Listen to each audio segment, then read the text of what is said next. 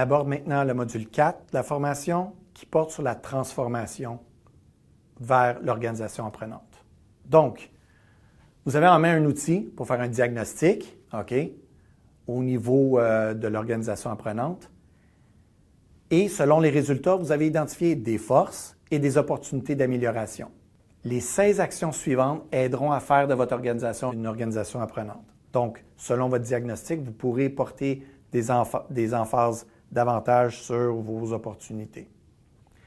Les 16 actions suivantes sont recommandées justement par le même auteur, Michael Marquardt, pour développer votre organisation en organisation apprenante. Donc, la première étape consiste à prendre engagement à devenir une organisation apprenante. Donc, l'organisation dans son ensemble doit comprendre qu'elle doit devenir apprenante pour avoir du succès.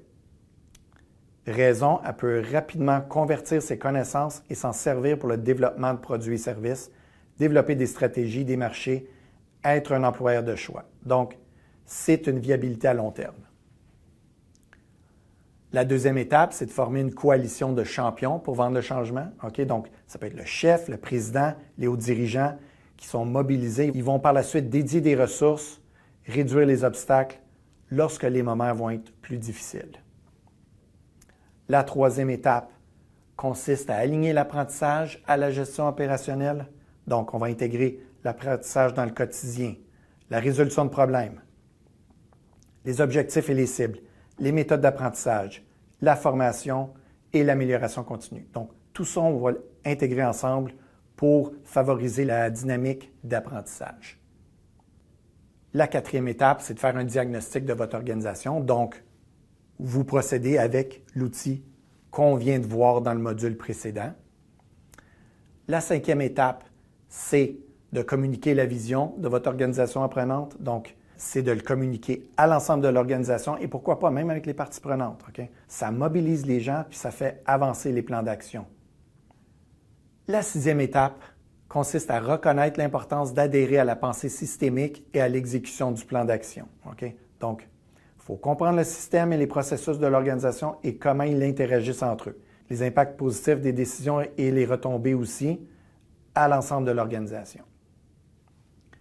La septième étape consiste à faire en sorte que les dirigeants soient engagés et démontrent leur appui à l'apprentissage. Ils doivent être capables de non seulement reconnaître la vision, mais bien l'articuler, faire preuve d'y adhérer. Okay? Il faut aussi dégager les ressources, coacher et former les employés. Tout ça découle de l'appui que les dirigeants vont montrer au concept d'organisation apprenante. La huitième étape consiste à transformer la culture organisationnelle en y intégrant l'apprentissage et l'amélioration continue.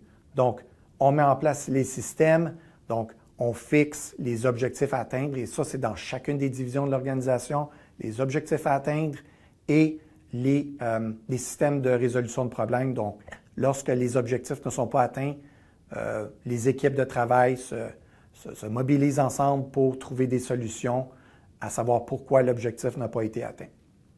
Ce qui nous amène à la neuvième étape, d'établir et déployer les stratégies d'apprentissage à l'ensemble de l'organisation.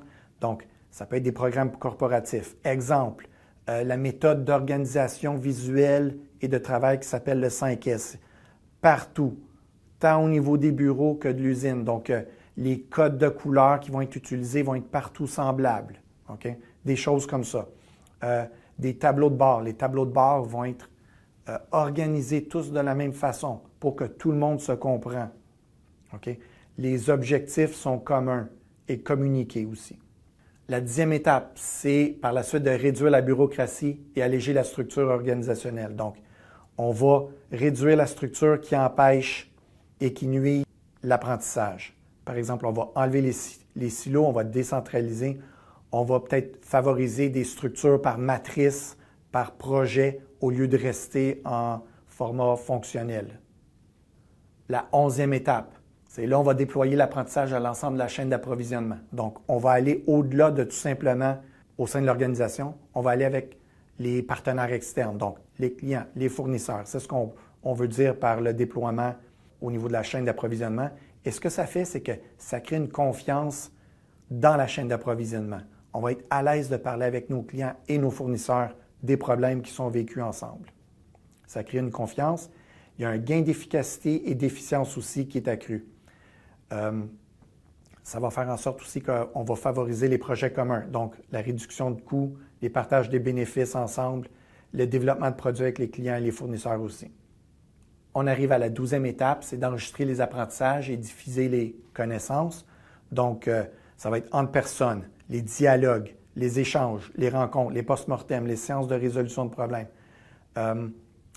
Puis, on va aussi définir les supports de diffusion aussi, comme la documentation.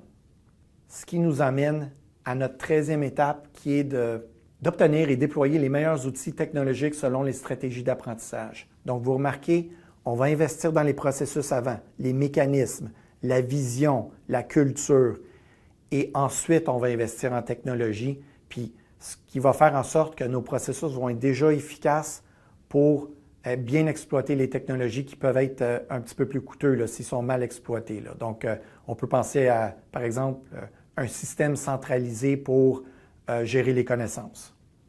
La 14e étape, c'est de produire des gains rapides.